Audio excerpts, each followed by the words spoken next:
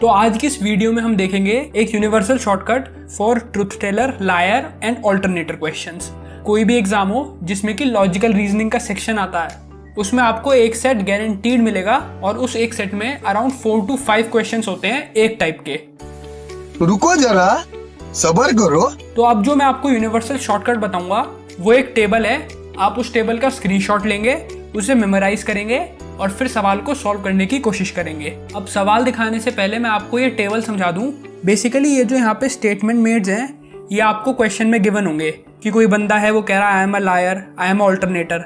फिर ये जो सेकंड कॉलम है उसमें कह रहा है कि ये स्टेटमेंट कौन कौन बोल सकता है, और जो थर्ड कॉलम है उसमें नेचर ऑफ स्टेटमेंट लिखा है कि वो स्टेटमेंट फॉल्स है, ट्रू है या क्या है। आपको इस टेबल को याद कर लेना है जिससे कि आप एग्जाम टाइम में ज्यादा कंफ्यूज ना होके फटाफट आंसर्स को सॉल्व कर सकें। आओ देखते हैं अब इससे रिलेटेड एक सवाल।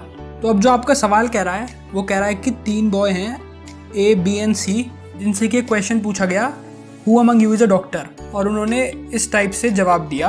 और इसी के साथ साथ क्वेश्चन में ये गिवन है कि उनमें से एग्जैक्टली एक बॉय डॉक्टर है, एक पेंटर और एक एथलीट। और फर्दर ये भी दे रखा है कि सिर्फ एक जना सच बोलता है, एक जना झूठ और एक जना ऑल्टरनेट करता है। मतलब कि वो एक स्टेटमेंट ट्रू बोलेगा, एक फॉल्स, या फिर एक फॉल्स एक ट्रू।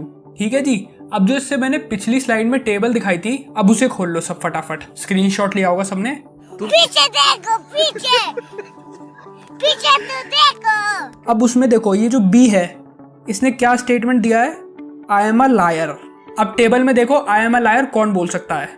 टेबल में गिवन है कि सिर्फ ऑल्टरनेटर बोल सकता है कि आई एम अ लायर। और किस टाइप का स्टेटमेंट बोलेगा वो, फॉल्स, नेचर ऑफ स्टेटमेंट। अब मुझे पता चल गया कि बी ऑल्टरनेटर है, ये स्टेटमेंट फॉल्स बोल रहा है, तो ऊपर वाला ट्रू होगा और उससे ऊपर वाला फॉल्स होगा। ठीक है जी, इतनी बात समझ में आई। अब हमने ये ऑल्टरनेटर के लिए फॉल्स ट्रू इसलिए लिया क्योंकि वो ऑल्टरनेटर है।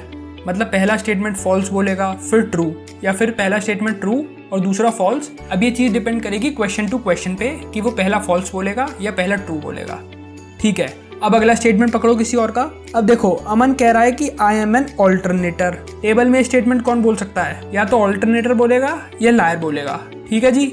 ऑल्टरनेटर एक ही था जो कि यहाँ बुक हो चुका है। मतलब कि अमन हो गया लायर, लायर हो गया तो सारे स्टेटमेंट हो गए इसके झूठ। ठीक है जी। अब ये ऑल्टरनेटर हो गया, ये लायर हो गया, तो ये अपने आप क्या हो गया, ट्रुथ टेलर। जैसे ये ट्रुथ टेलर हुआ, सारे स्टेटमेंट हो गए इसके ट्रू।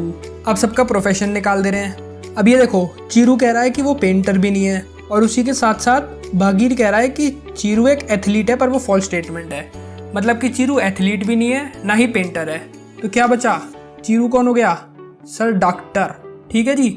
उसके बाद अमन इज नॉट अ डॉक्टर, ऐसा भागीर कह रहा है और ये ट्रू स्टेटमेंट है। मतलब अमन डॉक्टर भी नहीं है। अब ये स्टेटमेंट देखो, अमन कह रहा है कि बागीर क्या है, सर पेंटर, पर ये क्या है, फॉल्स स्टेटमेंट। तो बागीर पेंटर नहीं हो सकता, डॉक्टर ऑलरेडी बुक्ड है, तो क्या हुआ, सर एथलीट हुआ।